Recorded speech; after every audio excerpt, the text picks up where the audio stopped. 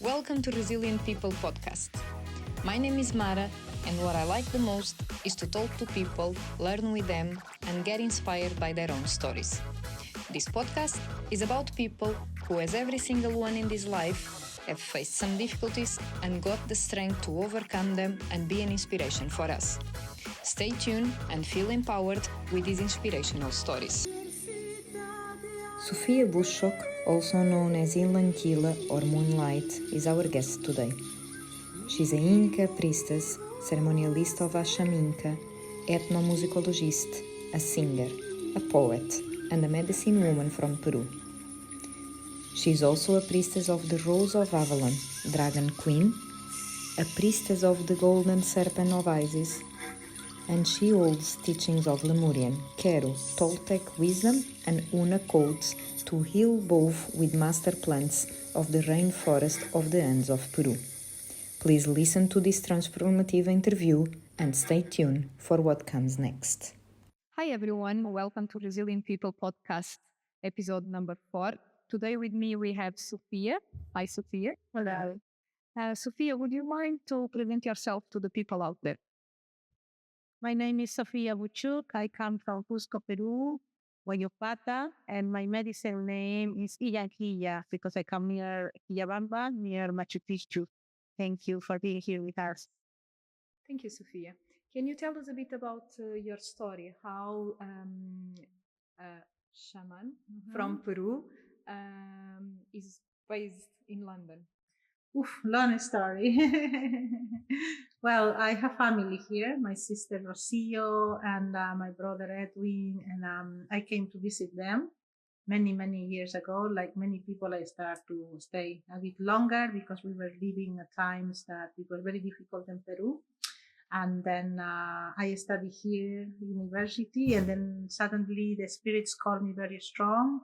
I went to Mexico. I had an accident. I lost a baby, and this was very transformative time for me. And I was very depressed. And then a shaman from Mexico told me, "Why are you studying so much? You are actually a healer." And indeed, I am a daughter of my grandmother was a healer, a doula.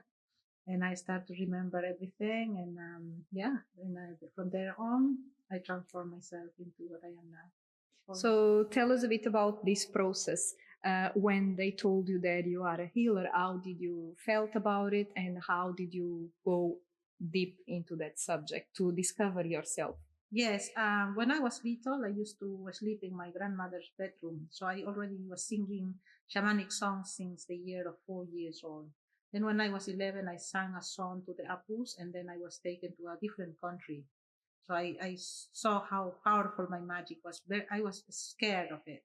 Then I started to do a lot of ceremonies to the moon, but hidden because I was a little bit embarrassed that I will be judged by people.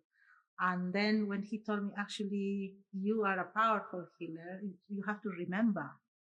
I started remembering, and then in dreams, and then I could channel the messages. And then very soon after, I met my teachers, plant medicine teachers from the jungle, who teach me to go to the jungle to learn more, to sit with them, to receive the teachings, but also the ceremonies, because before you can become a healer, you have to heal yourself deeply so that you can heal people from a kind of like a pure space without judging, without staining with your own pain. So you had to heal your pain of losing a baby to start to discover your powers. So my baby gave me birth to me. Wow. How powerful is that? Yes, beautiful. Yeah, my girl. And your grandmother, did she mention something to you when you were little, like saying, "Oh, Sofia, you have this on you," or no, she didn't? Always. She really loved the way I was singing, and my village also, they loved the way I was singing because I was all day in the guayaba singing. Then when I go to the market, "Oh, you're the little girl who sings." And people used to say that I used to sing with my songs. And also when I was young and also teenager, I have healed many people without even realizing that I was healing them. I thought I was just helping around. But this also, my teachers in the jungle, they told me that I already have these gifts of healing without using even any plants. And then learning the plants, this empower even more. With your hands or with your words? Sometimes it's the presence, because we vibrate like the hummingbird. He vibrates in such a high vibration that heals you immediately, right? Erases all the shadowy energies that are bringing you down. So your presence near someone that was in a need could lift them up. Yes. Yes. Okay. Okay, that's really powerful. Yeah, I didn't know though. And then obviously you had years of preparation, I guess. Yes, and in the jungle we learn directly from the trees. So we ask permission to the tribes, and then the tribes have to ask permission from the plants. So the plants, they come, the plants that you diet, and they make like a party of graduation in ceremony with Mother Ayahuasca, and then you receive your graduation as a healer, as a yatiri, which is the real name of the healers of the jungle. And then we have to do 4 more years of training for the sacred singing of the Qero Muraya. And after you learned all of these and developed such a powerful skills, how was your return to our world? Always very complex, because I was teaching in university in the school of Jose Maria Arguedas. I'm an ethnomusicologist as well, and I have to choose only one career because it was taking too much of my energy to be also a singer and academic, and the plants asked me to take only one arrow, so I took the arrow of healing and I left everything behind. And when you say that the plants ask you, is in dreams or while you are awake? Just for the people to understand. For both, but also in real life, because Okay. you can see that no longer it creates lots of stress. So they're kind of like coming in reality, like the reality is slapping you, and you're thinking like, this is too much for me. I cannot take it anymore. It doesn't work. It doesn't synchronize. I need to be in peace. I need to be in nature. I need to be with the plants. I need to follow what I feel in my heart. So then you stopped to be a teacher and you moved on with your life and became a healer, or you had something in between?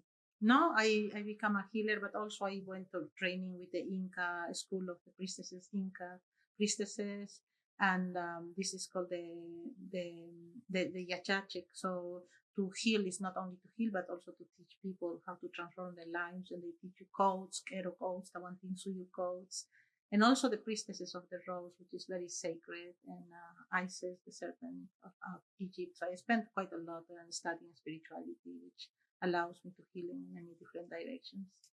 And is your healing directed just for the people who asked you, or if you see someone in need, you have this desire to help and to heal that person? Yes, we do. We do call upon to people who cannot afford as well. Once a month, we do community healing as well in the forest, and sometimes I suggest to people for healing, for alternative healing, holistic healing, not always with a medical kind of like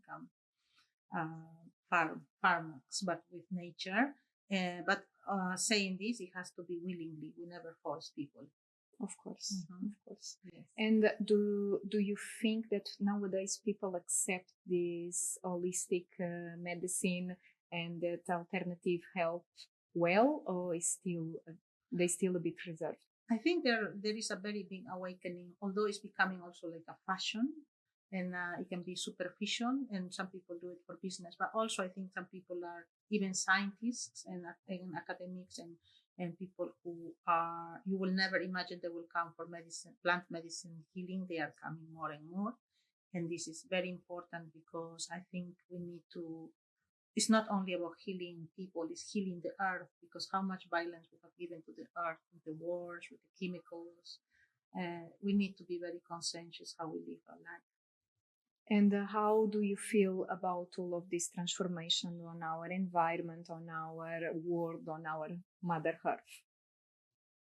It's transforming. We are living in the time of Aquarius. We are living in the time of Pachacuti, which means returning to the earth. We are living in the time of the sixth sun, Toltec. So this is the time of the great transformation that our ancestors dreamed to be present, and the mother Pachamama is ascending, and basically the spiral of ascension is very big. And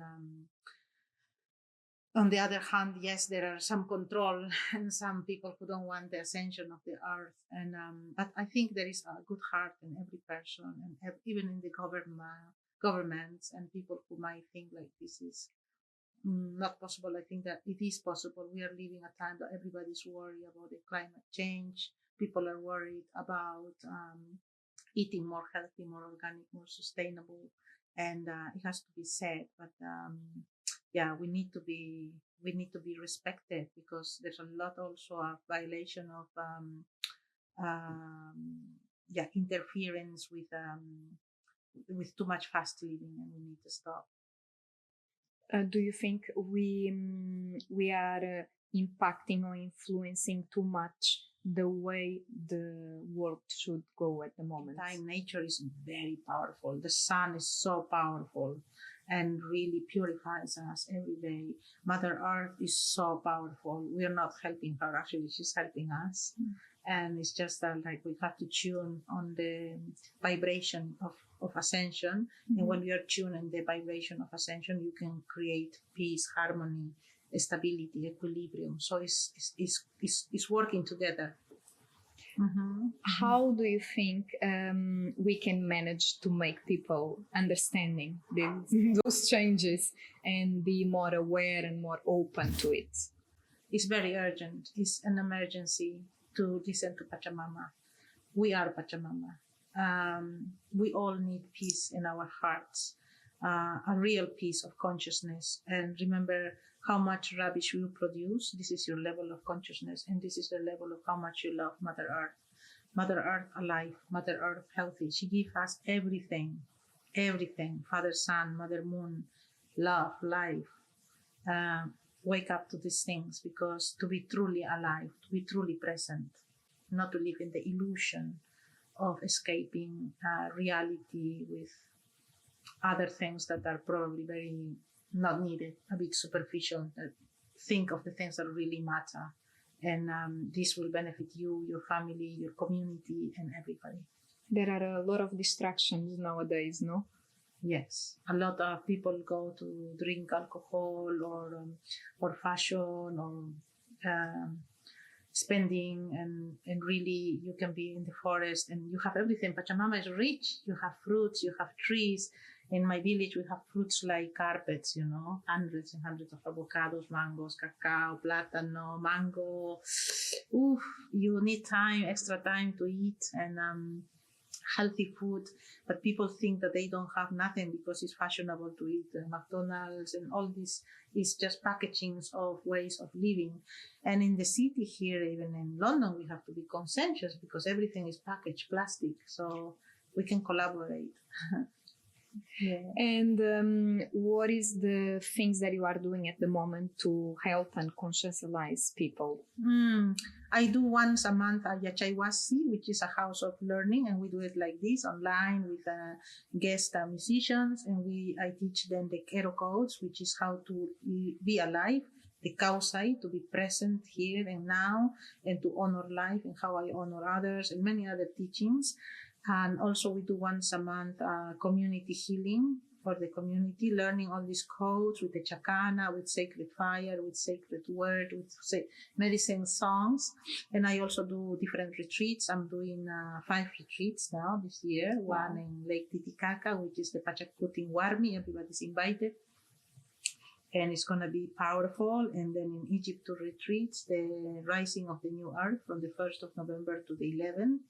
And then we close with a powerful dance, Primera Danza de la Luna in the Huaca de Mamacao Mecherrec in Mochachimu, the north of Peru, with another sister who is doing this retreat actually. So all the inscriptions are open. Very welcome to join us. Can you tell us a bit which kind of activities or which kind of healing are you doing on those retreats, just so the people can have an idea? So in Lake Titicaca, we want to be healing the waters. So the waters of our womb, the waters of our urine, the waters of our feelings, the waters of our memory. And then once we cleanse all these waters, then we take medicine plants like Wachuma, Mother Ayahuasca, other plants. And also, we're going to be doing ceremonies with the moon. And then after we cleanse ourselves, then we enter to the lake on the day of the 22nd, which is the Koya Raimi equinox, to receive the energies of the moon. And then we are anchored in our divine feminine. And in the hub is different because it's the Red Sea. Then I will be doing a dietas to heal the womb. And by healing the womb, we heal the masculine lineage, the feminine lineage. And once this is cleansed from madness, addiction, any illnesses that can be in the family, then the woman is ready to conceive a child of light.